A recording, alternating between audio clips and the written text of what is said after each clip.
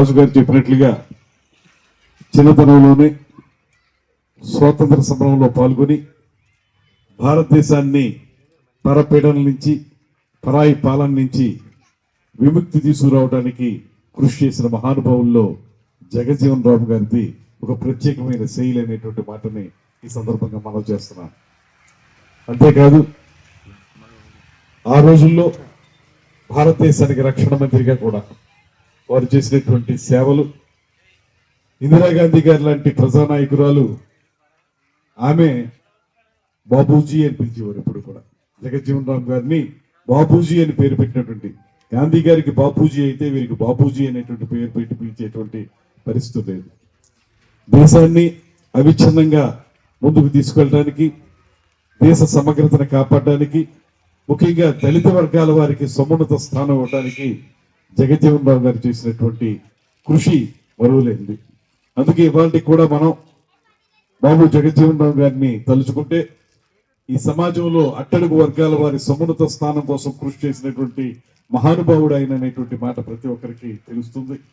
ఇవాళ ఈ స్వాతంత్ర ఫలాలు మనం అందరం కూడా అనుభవిస్తున్నామంటే దానికి అలాంటి మహానుభావులు చేసినటువంటి కృషి కారణం అనేటువంటి మాటను కూడా మరొకసారి తెలియజేసుకుంటూ, ఆయన ఇంకా ఉన్నతమైన స్థానానికి వెళ్లాల్సి ఉంది.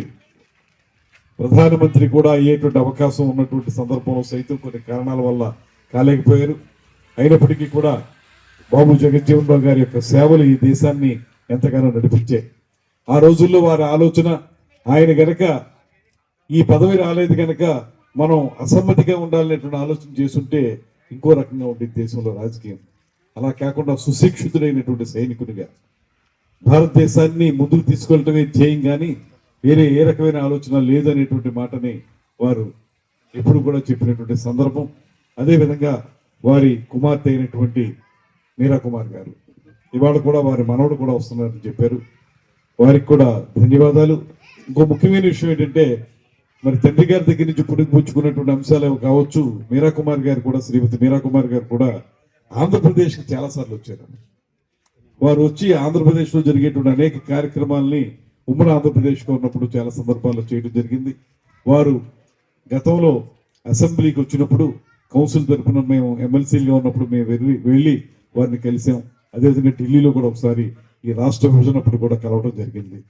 ఏదైనప్పటికీ కూడా గొప్ప కుటుంబం, అన్నిటికంటే మించి త్యాగ నిరతితో ఉన్నటువంటి ఆయన జగజ్జీవన్ రామ్ గారి యొక్క సేవల్ని మనం తలుచుకోవడం ద్వారా, ముఖ్యంగా రాజకీయాల్లో ఉన్న మేము ఎంతో కొంత ఆయన మార్గాన్ని అనుసరించగలిగితే సమాజంలో ఉన్నటువంటి అట్టడుగు వర్గాల వారికి న్యాయం చేయగలిగే వాళ్ళం అవుతాం అనేటువంటి మాట ఈ సందర్భంగా నేను మనవి చేసుకుంటూ, ఆ మహానుభావుడిని ఈ జయంతి సందర్భంగా తలుచుకునేటువంటి అవకాశం, వారిని మరొక వారు తలుచుకోవడం ద్వారా సమాజ సేవకు పునరంకితం కాగలిగేటువంటి అవకాశం లభిస్తున్నందుకు ఈ కార్యక్రమంలో పాలు పంచుకునే అవకాశం ఇచ్చినటువంటి రాజు గారికి, రమేష్ గారికి ప్రత్యేకంగా ధన్యవాదాలు తెలియజేస్తూ సెలవు తీసుకుంటాను.